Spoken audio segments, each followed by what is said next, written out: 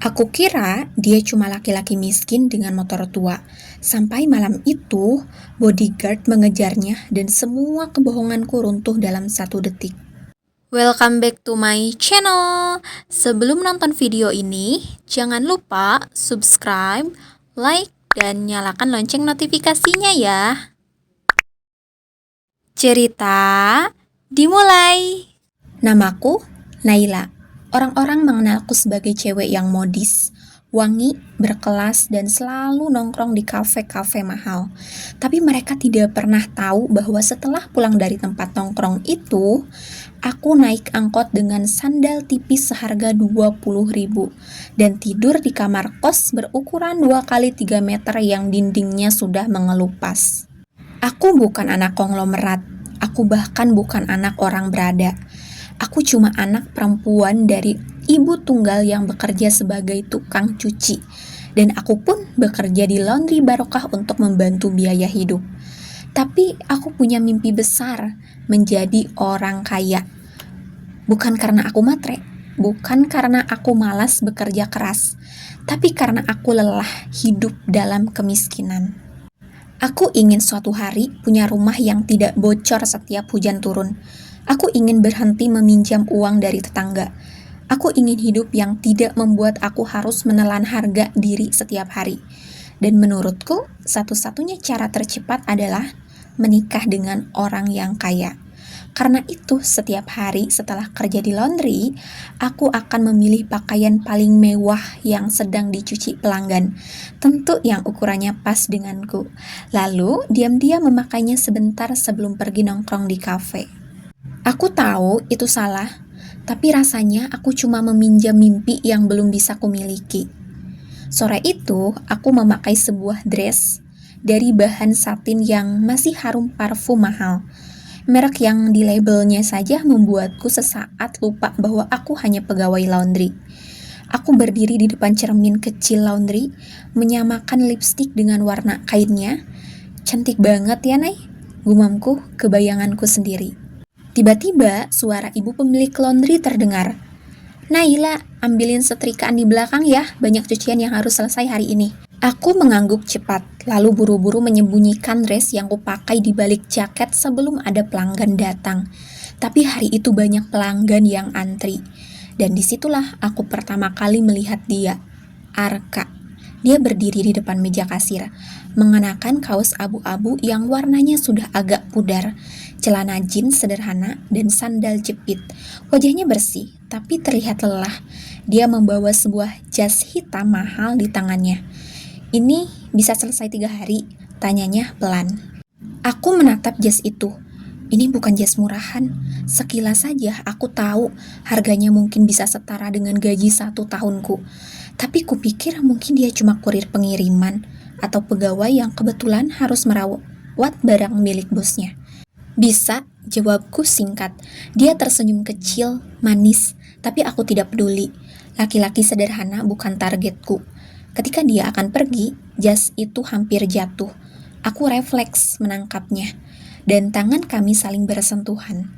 Dia menatapku lama, seolah mencoba membaca diriku. Kamu kerja di sini ya? Tanyanya. Aku mendengus kecil. Iya, kenapa? Gak apa-apa, kamu terlihat pintar. Kamu orangnya cekatan banget, katanya tulus.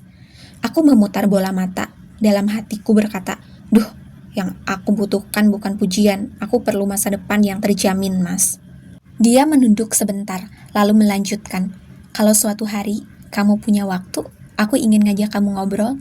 Kamu terlihat menarik. Aku tersenyum tipis, sopan tapi menjaga jarak. Maaf, aku tidak sedang ingin pacaran. Aku punya banyak mimpi yang harus aku kejar. Dia terdiam sejenak, lalu tersenyum lagi. Siapa bilang pacaran harus menghalangi mimpi? Aku mengangkat alis. Kalau pacarnya nggak bisa bantu apa-apa, sama aja bohong. Dia tertawa kecil. Berarti kamu mencari yang bisa bantu. Aku menatapnya lama dan berkata jujur tanpa ragu. Ya, aku mau menikah dengan laki-laki yang kaya. Dia tidak marah, tidak menertawakan, tidak mengejek. Dia hanya menatapku seolah mengerti. Semoga kamu menemukannya, katanya pelan. Aku mengangguk, lalu meninggalkan dia begitu saja. Malam itu, aku pergi ke kafe mewah memakai dress yang aku ambil tadi.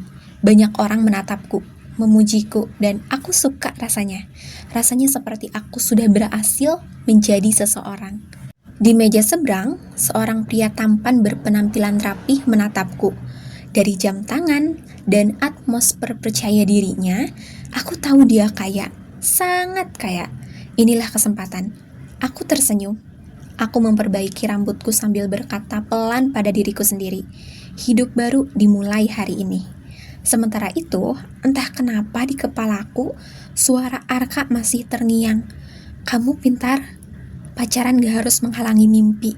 Aku menghibaskan pikiran itu. Bagiku, lelaki seperti Arka hanyalah batu kecil di jalan panjang menuju tujuanku. Hidup Naila berjalan seperti biasa. Bangun pagi, mengantar adiknya sekolah, lalu bekerja di laundry sampai malam. Tetapi setelah malam itu, ada satu hal yang diam-diam berubah. Naila mulai percaya bahwa tampil seperti orang kaya membuka peluang baru. Ia mulai semakin berani memakai pakaian pelanggan untuk nongkrong di kafe berbeda, asal masih dalam waktu laundry, belum diambil. Kadang dia merasa bersalah, tapi saat melihat dirinya di kaca, rambut terurai indah, sepatu hak kecil yang ia sempat pinjam dari tumpukan barang hilang yang tak pernah diambil, dan blazer mahal yang terasa pas sekali di tubuhnya, Naila merasa seperti melihat versi dirinya yang jauh lebih baik. Bukan pembohong, bukan juga pencuri, hanya seseorang yang sedang mencoba kesempatan. Suatu sore, saat menata pakaian pelanggan bernama Burani, wanita sosialita yang langganan laundry premium, Naila menemukan selembar undangan pesta resmi terselip dalam baju panjang. Gala ulang tahun perusahaan Fajar Group. Dress code elegan white venue. Hotel bintang 5, Sky Ballroom. Naila menatap undangan itu lama sekali. Lalu tanpa sadar, ia tersenyum miring, seolah undangan itu berkata, "Hei, kamu mau hidup baru? Ini kesempatanmu." Tapi hatinya berperang. Kalau dia datang, dia harus pakai baju mahal. Dan kalau semuanya ketahuan, bisa-bisa dia dipecat, dituntut, apapun itu.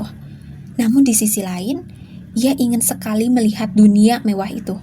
Ingin sekali membuktikan pada dirinya sendiri bahwa hidup yang ia impikan bukan sesuatu yang mustahil.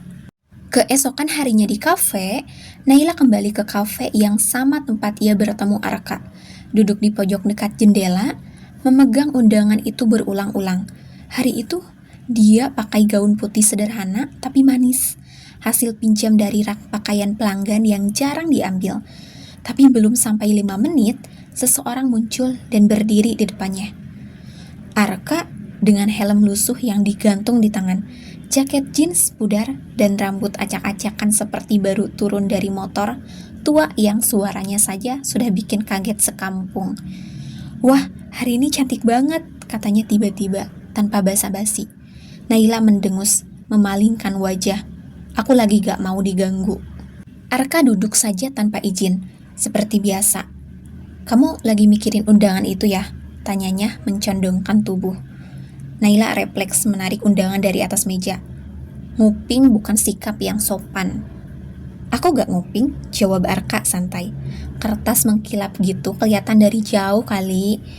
Naila sudah ingin berdiri dan pergi, tapi langkahnya berhenti ketika Arka berkata, "Kamu mau hidup lebih baik ya?" Hatinya seperti ditampar. Selama ini, setiap ia mengarang cerita tentang hidup mewahnya, semua orang hanya melihatnya sebagai cewek yang ingin pamer. Tapi Arka, cowok sederhana yang bahkan kelihatannya cuma punya satu jaket, bisa membaca isi hatinya dengan tepat. Naila menatapnya lama. "Kalau aku bilang iya, terus kenapa?" Arka tersenyum kecil, seperti memahami sesuatu. "Karena kamu pantas dapat kehidupan yang kamu mau, bahkan kalau itu harus kamu kejar dengan cara yang orang lain gak ngerti." Naila mengerjap. Tidak ada yang pernah bilang begitu sebelumnya. Biasanya orang bilang, "Jangan mimpi terlalu tinggi," atau "terima nasib aja."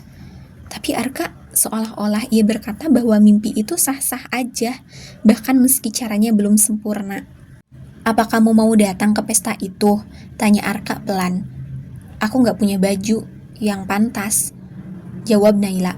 "Kalau ketahuan bahwa aku cuma pegawai laundry, tamat sudah hidupku." "Kamu bisa pakai baju pelanggan lagi kan?" Arka bercanda. Naila mendelik. "Udah tahu salah, jangan malah nyuruh." Arka terkekeh pelan. "Tapi kamu cantik kalau percaya diri, dan kalau kamu nggak pergi, kamu bakal nyesel seumur hidup." Ada jeda panjang. Lalu akhirnya Naila duduk kembali, menatap undangan itu. "Aku cuma mau lihat dunia yang lebih baik. Aku cuma mau tahu rasanya berdiri di tengah orang-orang yang gak harus mikirin besok makan apa." Arka tersenyum lembut. Senyum yang entah kenapa membuat dada Naila sedikit hangat.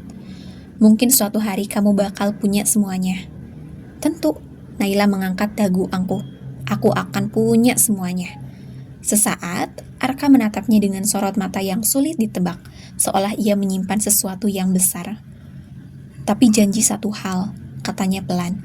"Jangan sampai kamu kehilangan dirimu sendiri hanya karena mengejar dunia yang berkilau."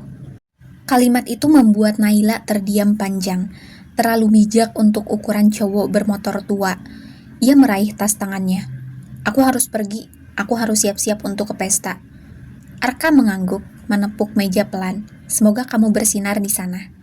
Naila melangkah keluar tanpa menoleh, tapi dalam hati ia bertanya-tanya, kenapa seorang cowok yang katanya miskin bisa bicara seperti itu? Kenapa kata-katanya terasa lebih mahal daripada gaun paling mewah sekalipun? Ia menggeleng cepat. Tidak boleh terpikat lelaki sederhana yang tidak menjanjikan masa depan. Setidaknya tidak sekarang, karena malam ini dunia barunya menunggu, dan ini baru awal. Malam itu udara terasa berbeda, dingin yang menggigit tapi sekaligus membawa sensasi antusias, seolah kota menyadari bahwa seseorang akan memulai perjalanan baru. Naila berdiri di depan cermin kecil di kamar kos sempitnya, menatap refleksi dirinya. Gaun putih satin dengan potongan sederhana tapi elegan, rambut yang ia tata sendiri pakai catokan bekas, dan sepasang anting mutiara kecil yang ia temukan di kotak barang hilang di laundry. Untuk pertama kalinya dalam hidupnya, ia merasa seperti melihat sosok yang sebenarnya ia inginkan, menjadi bukan seorang pegawai laundry yang tangannya kasar karena deterjen, bukan gadis miskin yang harus menghitung uang receh untuk makan, melainkan perempuan yang layak berdiri di tengah gemerlap lampu kristal. "Bismillah," bisiknya pelan menahan napas. Ia mengambil sepatu putih milik pelanggan yang ukurannya kebetulan pas. Sepatu itu sedikit longgar, tapi dengan kapas yang ia selipkan di dalamnya, terlihat seolah dibuat khusus untuknya. Naila tersenyum sedikit gugup, merapikan lipstik tipisnya, lalu keluar dari kamar. Masalah pertama datang dengan cepat. Ia harus naik ke hotel bintang 5 itu dengan apa? Tak mungkin naik angkot, terlalu jauh. Dan ia tak ingin mencoreng penampilannya dengan naik becak motor yang berisik. Maka ia berdiri di depan kos, menatap jalan yang sesekali dilalui mobil mewah. Hatinya nyaris menyerah ketika tiba-tiba suara berisik motor tua menghampiri. Motor itu berhenti tepat di depannya. Arka, helmnya masih sama lusuhnya. Motornya masih mengeluarkan suara seperti batu panjang. Tapi malam ini, Arka memakai kemeja hitam rapi, meski celananya masih jeans biasa. Ia tersenyum santai, seperti selalu. "Malam ini kamu cantik banget," katanya. Naila menghela napas, menunduk malu tapi mencoba terlihat tegas. "Kamu ngapain kesini?" "Aku tahu kamu butuh tumpangan." Arka menunjuk motornya. "Gak mewah, tapi nyampe." Naila menelan ludah. Ia butuh pergi dan ia tak punya pilihan. "Baik," katanya pelan, "tapi jangan bicara sama siapapun ketika kita sampai." "Aku paham, aku cuma antar," Arka menanggapi dengan senyum kecil. Perjalanan menuju hotel terasa panjang dan dingin. Angin malam menampar wajah Naila. Aroma bensin bercampur dengan parfum murah yang ia semburkan terlalu banyak. Tapi meski semuanya terasa sederhana, ada sesuatu yang membuat Naila merasa aman. Sesampainya di depan hotel, lampu-lampu megah menyambut mereka. Mobil-mobil mewah terparkir berderet dari berbagai merek, semuanya berkilau seperti pameran. Motor Arka terlihat seperti mainan rusak di antara mereka. Naila turun perlahan, memastikan gaunnya tidak kotor. Ia sengaja tidak menatap Arka, takut emosinya goyah. Tunggu sebentar, Arka menyerahkan sesuatu, bunga kering kecil yang diikat dengan pita biru sederhana. Apa ini? Tanya Naila heran. Bunga keberanian, jawab Arka. Biar kamu ingat kamu gak sendirian. Naila terdiam, hatinya seperti diremas lembut, tapi ia tidak boleh terlihat lemah. Terima kasih, tapi aku harus pergi. Arka mengangguk tanpa memaksa. Semoga kamu bersinar. Aku tunggu cerita kamu nanti ya. Naila menoleh sedikit, memberikan senyum tipis, lalu berjalan masuk ke lobi hotel dengan kepala tegak. Walau setiap langkah rasanya berat seperti membawa seluruh mimpi di punggung. Di dalam ballroom, lampu kristal bergantung megah dari langit-langit, berkilau seperti hujan berlian. Musik lembut mengalun dari panggung. Lantai marmer mengkilap bagai cermin raksasa. Wanita-wanita bergaun mahal dan pria-pria berdasi berdiri sambil memegang gelas. Semua terlihat seperti adegan drama Korea. Naila berdiri kaku di dekat pintu, takut membuat gerakan yang salah, takut terlihat seperti orang asing. Tiba-tiba seorang wanita menyapanya. Halo cantik, kamu tamu dari pihak mana? Aku Rania. Naila tersenyum elegan, seperti yang ia latih di depan cermin. Saya teman dari Bu Rani, jawabnya mengarang. Oh, kamu cantik sekali. Wanita itu tertawa kecil. Ayo ikut aku kenalin sama teman-temanku. Naila mengikuti dari belakang, jantung berdegup kencang.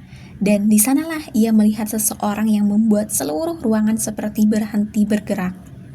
Seorang pria dengan setelan jas yang sangat pas berdiri di dekat meja minuman. Kulitnya bersih, rambutnya tersisir rapi, postur tegap dan anggun, senyumnya memancarkan percaya diri yang tak dibuat-buat. Gavin Fajar, putra tunggal pemilik Fajar Group, pemilik pesta malam ini. Rania memanggil, Gavin, sini, kenalin sama teman baru. Gavin menoleh dan matanya langsung tertuju pada Naila. Tatapannya hangat, sedikit penasaran, tidak menghakimi, tidak sombong. Dia mendekat. Hai, aku Gavin, katanya sambil mengulurkan tangan. Naila menahan napas, mencoba tidak terlihat gemetar. Aku Naila. Aku belum pernah lihat kamu sebelumnya. Gavin menatapnya dalam. Kamu model ya? Naila terkekeh kecil, menundukkan kepala.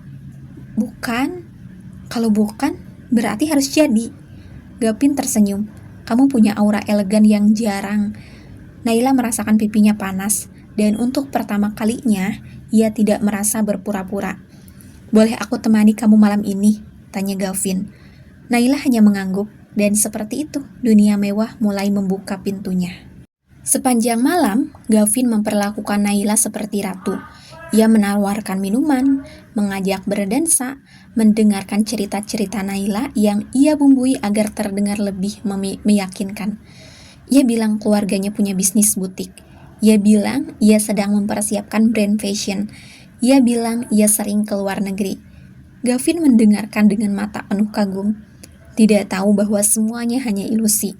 Di sudut ruangan, seorang cowok berjaket hitam berdiri diam, memperhatikan dari jauh. Arka. Ia tidak masuk pesta. Hanya melihat dari kaca luar, di ballroom, wajahnya datar, tapi tatapannya menyimpan rasa yang berat.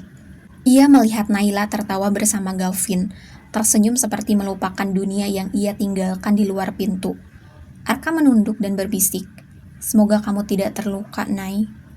Kemudian ia pergi, meninggalkan suara motor tua yang tenggelam dalam gemerlap musik ballroom. Sementara di dalam ruangan, Naila menatap Gavin dan berkata dalam hati, inilah awal hidup baru yang aku tunggu. Tanpa tahu bahwa kehidupan mewah yang ia impikan akan menghancurkan hatinya lebih dalam daripada yang pernah ia bayangkan. 2 minggu setelah pesta megah di hotel itu, hidup Naila berubah drastis. Setiap sore ia datang ke kafe mewah tempat biasanya ia hanya duduk mengamati orang kaya. Kini ia datang sebagai tamu yang diperlakukan istimewa. Gavin selalu menjemputnya dengan mobil hitam yang mengkilap, dan setiap kencan dipenuhi bunga mahal, makan malam elegan, dan obrolan tentang masa depan. Semua terasa seperti mimpi yang terlalu indah untuk disentuh. Dan Naila menikmati setiap detiknya, walaupun hatinya berdegup cemas setiap kali Gavin bertanya soal keluarganya, soal sekolahnya, atau soal bisnis yang ia klaim sedang ia kelola. Ia harus terus mengarang cerita, menambah detail agar terlihat nyata. Ucapannya mulai menjadi racun yang ia telan sendiri. Namun ia tetap tersenyum, karena ini adalah satu-satunya cara menuju dunia yang ia impikan. Suatu sore, Gavin mengajaknya menghadiri acara gala party yang lebih besar daripada pesta pertama. Gaun hitam panjang dengan detail payet yang ia pakai malam itu sangat sempurna, disewa dari butik dengan nama pelanggan lain. Ia masih menjamin identitas orang tanpa mereka tahu. Di lobi hotel bintang 5 itu, Gavin memegang pinggang Naila dengan lembut. "Kamu siap? Semua orang penting ada di dalam. Aku ingin mereka tahu kalau kamu wanita spesial untukku." Jantung Naila seperti mau meledak. Ia mengangguk pelan. Begitu mereka masuk, kamera dari fotografer media mengarah ke mereka. Lampu blitz berkedip bertubi-tubi. Gavin tersenyum dan memegang tangan Naila erat. Dalam sekejap, ia merasa seperti seorang putri. Tapi keindahan itu mulai retak ketika Naila mendengar bisikan-bisikan kecil dari tamu lain. "Siapa dia? Gak pernah lihat sebelumnya. Kelihatannya bukan dari circle kita deh. Mungkin hanya gadis pencari kesempatan." Naila menegang, senyumnya hilang sesaat. Tapi Gavin menggenggam tangannya lebih kuat, menghentikan segala rasa takut. "Tenang," bisikannya. "Aku di sini." Itu cukup membuat Naila bisa bernafas lagi. Di tengah acara, Gavin memperkenalkan Naila ke teman-teman bisnisnya. Ada seorang wanita cantik, berpesona dingin bernama Larissa, dengan gaun merah menyala dan tatapan tajam seperti mata kucing. "Oh, ini yang katanya istimewa itu ya," katanya Larissa tersenyum, tapi jelas bernada meremehkan. Naila menelan ludah. "Perkenalkan, saya Naila. Katanya kamu punya bisnis fashion ya?" Larissa menatap dari ujung kaki sampai kepala. "Brand apa? Aku belum pernah dengar." Naila tercekat beberapa detik. Otaknya berputar mencari jawaban cepat. "Masih brand baru, fokus produksi private untuk circle tertentu dulu," jawab Naila setenang mungkin. Larissa mengangguk pelan, tapi matanya meruncing penuh sinis. "Oh, begitu. Semoga sukses ya. Dunia fashion memang keras. Tidak semua orang bisa bertahan." Setelah ia pergi, Naila menunduk. Gavin pun memegang dagunya pelan. "Kamu tidak perlu membuktikan apa-apa. Aku percaya sama kamu." Kata-kata itu seperti belok besar yang menyelimuti Naila, tapi justru membuatnya takut. Ia bukan takut kehilangan Gavin. Ia takut suatu hari semua kebohongan terbongkar. Setelah acara selesai, mereka duduk di rooftop hotel, memandang kota dengan lampu-lampu gemerlap seperti lautan bintang. Angin malam bertiup lembut, membuat rambut Naila bergerak pelan. "Besok aku mau ajak kamu ke villa keluarga di puncak," ujar Gavin tiba-tiba. "Aku ingin kamu bertemu mama." Naila menegang spontan. Ia bahkan belum sempat memantaskan dirinya di hadapan dunia luar. Bagaimana mungkin ia bisa bertemu keluarga seorang konglomerat? "Tapi aku sibuk besok." Naila mencoba mencari alasan. "Kenapa?" Gavin menatapnya penuh tanya. "Aku ada photoshoot untuk koleksi terbaru brandku." Gavin tersenyum bangga dan menggenggam tangan Naila. "Kalau begitu, aku akan datang lihat." Darah Naila serasa berhenti mengalir. Senyumnya langsung pudar. "Sebaiknya jangan deh, aku ingin surprise nanti setelah launching." Ia berharap Gavin tidak curiga, namun pria itu hanya tersenyum lembut dan mengusap rambutnya. "Aku percaya kamu tahu apa yang terbaik." Di momen itu, perasaan bersalah meninju hati Naila begitu keras. Ia mulai benci pada versi dirinya yang sedang bicara. Dalam perjalanan pulang, ketika Gavin baru saja menurunkannya di depan gang kecil tempat kosnya, Naila menatap mobil mewah itu menjauh. Dan untuk pertama kalinya, matanya berkaca-kaca. Ia menatap gaun hitamnya, lalu sepatu yang mulai lecet, dan dinding gang yang lembab penuh coretan. Dunia yang ia masuki terasa begitu berbeda dengan dunia tempat ia harus kembali. Ia menangis pelan, bukan karena sedih, tapi karena tertimpa kenyataan bahwa semakin jauh ia melangkah, semakin dalam kebohongannya mengubur dirinya sendiri. Tiba-tiba suara motor berisik memecah kesunyian. Arka, pulang jam segini. Kamu oke? Tanyanya lembut tanpa menggoda. Naila mengusap air matanya cepat, berusaha terlihat kuat. Iya, aku cuma capek. Arka duduk di atas motornya tanpa berkata apa-apa. Hanya menatap Naila dalam diam yang hangat. Diam yang tidak menghakimi. Aku selalu di sini kalau kamu butuh tempat pulang, katanya pelan. Naila menatapnya sesaat. Untuk pertama kali ia merasa ingin jujur, ingin berhenti berpura-pura. Tapi ia tidak bisa. Bukan setelah ia mencium sedikit aroma kehidupan mewah yang selama ini ia kejar. Kamu harus pulang, Ar. Aku gak butuh ditunggu. Arka tersenyum kecil. Tidak tersinggung. Aku tetap ada di sini. Setelah Arka pergi, Naila bergumam pelan sambil memejamkan mata. Tuhan, jangan biarkan semua ini runtuh. Udara malam itu terasa dingin, tapi hati Naila jauh lebih dingin. Ia berdiri di pinggir jalan, memandangi lampu kendaraan yang lewat satu persatu. Tangannya masih gemetar, bukan karena udara, tapi karena amarah dan kecewa yang berputar seperti badai di dadanya. Teleponnya masih menyala, menampilkan nama Gavin, berdering berkali-kali, tanda panik dan ketakutan setelah kebohongannya terbongkar.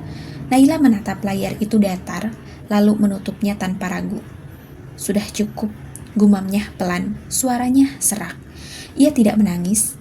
Aneh memang, setelah semua yang ia perjuangkan, semua keinginan untuk terlihat sempurna, semua usaha agar dianggap layak, ia justru merasa kosong, seolah hatinya bukan pecah, tapi hilang. Beberapa menit yang terasa sangat panjang berlalu, hingga suara motor pelan berhenti tepat di depannya. Naila mendongkak, sedikit kesal karena pikirnya Gavin masih nekat. Tapi bukan Gavin. Itu Arka, dengan hoodie abu-abu, helm murah yang sudah tergores di beberapa sisi, dan motor bebek tuanya yang batuk-batuk setiap kali berhenti. Naila, suaranya pelan ragu. Naila spontan mengalihkan wajah, bukan karena marah, tapi karena ia takut terlihat rapuh. Aku lihat kamu keluar dari kafe tadi. Kamu kelihatan gak oke, lanjut Arka hati-hati. Naila menghela napas panjang, berusaha terdengar tegas. Gak perlu pura-pura peduli, Arka, aku baik-baik aja. Arka tertawa pelan, bukan meremehkan, tapi seperti seseorang yang mengerti rasa sakit yang sedang disembunyikan. Nay, orang yang baik-baik aja gak berdiri di pinggir jalan dingin-dingin sambil nahan napas berkali-kali. Naila terdiam, pertahanan yang ia bangun seperti retak sedikit. Arka mematikan motor, menurunkan standarnya, lalu berdiri di samping Naila. Tidak terlalu dekat, tapi cukup untuk memberi rasa aman. Mau cerita? Tanyanya lembut.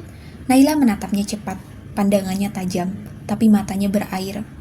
Kamu gak akan ngerti, dunia kamu beda. Arka tersenyum kecil. Mungkin, tapi luka itu rasanya sama untuk semua orang, Nay. Kalimat itu berhasil menghantam Naila di titik paling lemah. Dadanya seperti didorong kenyataan yang sejak tadi ia coba tolak. Ia menggigit bibir, menunduk, dan akhirnya air matanya jatuh dalam diam. Arka tidak bergerak, tidak menyentuh, tidak memaksa. Ia hanya berdiri dan menemani, diam yang hangat. Setelah beberapa detik yang terasa panjang, Naila berkata pelan, suara bergetar. Aku capek pura-pura. Capek jadi orang yang harus kelihatan punya semuanya. Padahal aku gak punya apa-apa. Arka menatapnya dalam-dalam. Kamu gak harus punya semuanya untuk berharga, Nay. Naila menggeleng cepat, air mata makin deras. Gampang ngomong gitu kalau kamu gak ngerti rasanya jadi miskin. Arka tersenyum samar, lalu menatap langit seolah memilih kata paling tepat. Naila, kamu pikir aku kaya? Aku kerja serabutan. Aku tinggal di rumah kontrakan yang bocor kalau hujan. Dan motorku ini, ia menepuk motor tua itu pelan. Aku bahkan belum lunas cicilannya. Naila menatap Arka, terkejut setengah tak percaya. Tapi waktu itu kamu bilang Aku nggak pernah bilang aku kaya, potong Arka pelan. Kamu cuma mengira begitu karena aku selalu bilang aku punya mimpi besar. Naila terdiam, dan itu benar, lanjut Arka. Aku punya mimpi besar, tapi bukan mimpi untuk kelihatan kaya. Aku cuma ingin hidup cukup dan bahagiain orang yang aku sayang suatu hari nanti. Suaranya pelan, tulus, tanpa topeng. Untuk pertama kalinya, Naila melihat ke dalam mata Arka tanpa kacamata prasangka. Tidak ada kemewahan di sana. Tidak ada pencitraan. Hanya ketulusan yang selama ini ia cari, tapi tak pernah ia temukan di balik mobil mewah atau hadiah mahal. Kenapa kamu peduli sama aku, Arka? Tanya Naila lirih, hampir seperti bisikan. Arka tersenyum kecil. Karena kamu, Naila, yang apa adanya itu jauh lebih berharga daripada Naila yang berusaha terlihat sempurna. Naila mengerjap, menahan isak. Tapi aku bohong. Aku pakai baju orang, pura-pura jadi kaya, pura-pura jadi seorang yang bukan aku.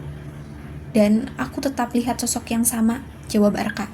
Perempuan yang pintar, kuat, dan punya keberanian untuk bermimpi. Sunyi sejenak. Sampai akhirnya Arka mengambil napas panjang dan memberanikan diri. Nay, aku gak punya apa-apa. Tapi kalau kamu izinkan, aku ingin berjuang bareng kamu. Hidup susah sama-sama sekarang. Dan semoga suatu hari kita bisa ketawa bareng karena berhasil. Naila menatapnya, wajahnya penuh air mata, tapi tersenyum tipis untuk pertama kalinya, sejak hatinya patah hati. Kamu yakin? Aku ini rumit loh, ucapnya mencoba bercanda meski suaranya bergetar. Arka tertawa pelan. Aku bahkan lebih rumit, percaya deh. Naila mengusap matanya, lalu mengangguk kecil. Kalau gitu, ayo kita gagal bareng dulu. Suksesnya nanti bareng juga. Arka tersenyum lega. Jadi, kita mulai dari sekarang? Naila menatap matanya dalam sekali. Iya, dari sekarang. Arka mengeluarkan tangan, bukan romantis berlebihan, hanya sederhana, tapi berarti segalanya. Naila menggenggamnya. Malam itu, setelah kejadian di kafe, Arka mengantar Naila pulang menggunakan motor tuanya. Angin malam menyapu wajah mereka. Dingin tetapi terasa melegakan. Tidak ada percakapan panjang sepanjang perjalanan. Hanya suara mesin motor yang sesekali bergetar pelan dan lampu jalanan yang membuat bayangan mereka memanjang di aspal. Naila memeluk tasnya erat, bukan karena takut jatuh, tapi karena dadanya terasa sesak oleh banyak hal. Kecewa, lega, lelah, juga rasa hangat yang sulit dijelaskan ketika ia bersandar sedikit pada punggung Arka. Saat motor berhenti di depan kontrakan sederhana tempat Naila tinggal, ia turun pelan. Terima kasih ya, udah ada, ucap Naila pelan. Arka mengangguk, senyumnya kecil tapi tulus. Kalau butuh apa-apa, hubungi aku ya. Naila membuka mulut ingin menjawab sesuatu. Tapi tiba-tiba suara deru mobil menghentak suasana. Mobil hitam besar berhenti mendadak di depan mereka. Lampu sorotnya terang menyilaukan. Dua pria berbadan besar turun tergesa-gesa. Wajah mereka tegang. Naila spontan mundur satu langkah, kaget. Arka, sudah cukup main-mainnya. Salah satu pria itu bersuara keras. Arka langsung berdiri di depan Naila, seperti refleks melindunginya. Aku gak ikut kalian, jawab Arka tegas. Kamu harus pulang sekarang. Tuan besar nunggu, bentak pria lainnya. Naila menatap Arka bingung. Jantungnya mulai berdetak cepat. Tuan besar? Maksudnya siapa? Tapi pria itu tidak memberi kesempatan. Mereka mendekat hendak menarik tangan Arka. Arka menepis dengan gerakan cepat. Wajahnya dingin. Pertama kalinya Naila melihatnya seperti itu. Aku masih bisa berdiri sendiri. Aku pergi, tapi jangan sentuh dia. Para bodyguard berhenti seketika, saling pandang. Jelas perintahnya berbeda. Arka menoleh ke Naila, suaranya melembut. Aku harus pergi dulu, aku janji jelasin semuanya. Naila tidak sempat berkata apa-apa ketika Arka akhirnya menyerahkan diri. Ia dibawa masuk ke mobil, meninggalkan Naila berdiri sendiri di bawah lampu jalan yang redup. Dan untuk kedua kalinya, di malam yang sama, air mata jatuh tanpa bisa ia tahan. Beberapa hari setelah itu, Naila tidak bisa berhenti memikirkan kejadian malam itu. Ia mencoba menghubungi Arka, tapi nomornya tidak aktif. Tidak ada jejak, tidak ada kabar. Rasanya seperti kehilangan seseorang yang belum sempat dimiliki. Hingga suatu sore, sebuah pesan masuk ke ponselnya. Datang ke alamat ini besok jam 10 pagi. Arka. Ada foto lokasi, sebuah gedung tinggi kaca terlihat megah meski beberapa bagian terlihat kosong seperti sedang renovasi. Naila menatap layar itu lama sebelum akhirnya menjawab, "Baik." Keesokan harinya, Naila berdiri canggung di depan gedung besar itu. Ia melongo. Ini jauh berbeda dari kehidupannya sehari-hari. Gedung tinggi dengan logo perusahaan yang terlihat mahal. Namun di balik kemegahannya, suasana terlihat sepi, seperti tempat yang kehilangan denyut hidup. Arka muncul dari balik pintu lobi. Kali ini tidak memakai hoodie lusuh, tetapi kemeja putih rapih dengan lengan digulung dan jam tangan yang jelas tidak murah. Rambutnya disisir rapi, tapi mata dan senyumnya tetap sama seperti Arka yang ia kenal. "Nai?" Arka tersenyum kecil sambil mendekat. Naila mengedip cepat, setengah terkejut, setengah bingung. "Arka, kamu berubah banget." Arka tertawa pendek. "Sebenarnya, ini aku yang asli. Yang selama ini kamu lihat itu, aku yang sedang kabur." Naila terdiam. Arka menarik napas panjang. "Ayahku punya perusahaan besar, tapi sekarang 75% hampir bangkrut karena kesalahan manajemen. Dia ingin menjodohkan aku dengan anak rekan bisnisnya supaya dapat suntikan modal penyelamatan. Tapi aku nggak mau hidup berdasarkan transaksi." Naila mendengarkan tanpa berkedip. "Aku kabur beberapa bulan, kerja serabutan. Aku cuma mau tahu seperti apa hidup jadi orang biasa. Dan aku nggak mau menikah karena uang." Naila merasakan sesuatu menyentuh dadanya. Tidak tahu apa, tapi hangat. "Terus, kenapa kamu nyari aku?" tanyanya pelan. Arka menahan tatapannya sebentar, lalu menjawab mantap. "Karena aku butuh orang yang beneran percaya kemampuan, bukan uang. Dan aku percaya kamu orang yang tepat." Naila terkejut, nyaris tidak percaya pada telinganya. "Aku? Arka, kamu serius? Aku bahkan gak lulus kuliah. Tapi kamu itu pintar. Kamu punya ide-ide tajam. Cara pikir kamu rapi. Kamu orang yang berani. Kamu bisa bantu aku bangun perusahaan ini lagi. Aku yakin banget." Naila menatap gedung besar itu, lalu kembali menatap Arka. "Aku gak punya pengalaman. Kamu punya otak dan hati, Nay. Itu lebih dari cukup." Dan entah kenapa, untuk pertama kalinya dalam hidupnya, Naila percaya bahwa ia berharga bukan karena penampilan atau pura-pura kaya, tapi karena dirinya sendiri. "Kalau begitu, aku mau coba," jawab Naila mantap. Arka tersenyum lebar, senyuman paling tulus yang pernah ia lihat. Beberapa bulan kemudian, gedung itu berubah, tidak lagi sepi dan gelap. Orang-orang mulai kembali bekerja. Ruangan rapat terisi suara semangat. Komputer menyala di setiap meja. Grafik naik sedikit demi sedikit. Semua tanpa investor, tanpa bantuan dari luar. Hanya kerja keras, strategi, dan saling percaya. Dan yang paling menonjol, Arka dan Naila bekerja seperti tim yang sudah bertahun-tahun bersama. Ketika satu menyerah, yang lain menguatkan. Ketika satu ragu, yang lain mengingatkan tujuan. Mereka tidak lagi pura-pura. Sampai suatu malam, ketika grafik penjualan akhirnya menembus target besar pertama perusahaan, seluruh ruangan bersorak. Naila spontan menangis, bukan sedih, tapi lega. Arka mendekat perlahan, menatapnya penuh kebanggaan. "Kita berhasil, Nay." Naila mengangguk, menutup mulut dengan tangan menahan haru. "Kita berhasil." Arka mengulurkan tangan, bukan untuk berjabat, tapi untuk menggenggam. "Naila, maukah kamu berjuang sama aku terus? Bukan cuma untuk perusahaan, tapi untuk hidup kita." Jantung Naila seperti berhenti berdetak. Arka tersenyum hangat, matanya bergetar sedikit. "Aku cinta kamu, Nay." Naila menatap dalam, air mata jatuh lagi. Kali ini bahagia. "Aku juga cinta kamu, Arka." Semua orang bersorak ketika Arka memeluk Naila erat. Tiba-tiba pintu terbuka dan suara ramai terdengar. Bodyguard ayah Arka datang lagi. Namun kali ini bukan untuk menangkap. Mereka membawa seseorang. Ayah Arka, berdiri dengan mata berkaca-kaca. "Aku bangga padamu, Nak." Ucapannya pelan. "Kau membuktikan bahwa kau bisa membangun tanpa membeli kemenangan." Lalu, ayah Arka menatap Naila dalam. "Jika dia wanita pilihanmu, maka aku menerimanya." Beberapa bulan berikutnya, Sebuah ballroom megah dihiasi bunga putih dan kristal menggantung. Lampu-lampu berkilau seperti bintang-bintang. Gaun pengantin mewah yang berkilau di bawah cahaya menggantung anggun di tubuh Naila. Semua seperti impian masa kecilnya. Dan di altar berdiri laki-laki dulu ia kira tidak punya apa-apa, yang ternyata memiliki segalanya yang benar-benar berarti. Arka menggenggam tangannya dan berbisik di telinganya sambil tersenyum usil. Kalau dulu kamu tahu aku kaya, kamu masih nolak aku nggak? Naila tertawa kecil, matanya berair bahagia. Kalau dulu kamu tahu aku miskin, kamu masih mau nggak? Mereka saling pandang, sama-sama tersenyum lebar. Untungnya, kita ketemu sebelum semua topeng itu jatuh, kata Arka. Untungnya, kita jatuh cinta setelah semuanya jujur, balas Naila. Dan untuk pertama kalinya, sejak mimpi masa kecilnya lahir, Naila merasa benar-benar kaya. Kaya hati, kaya cinta, kaya rasa memiliki. Dan begitulah dua orang yang dulu pura-pura kaya dan pura-pura kuat, akhirnya benar-benar menjadi kaya bersama-sama.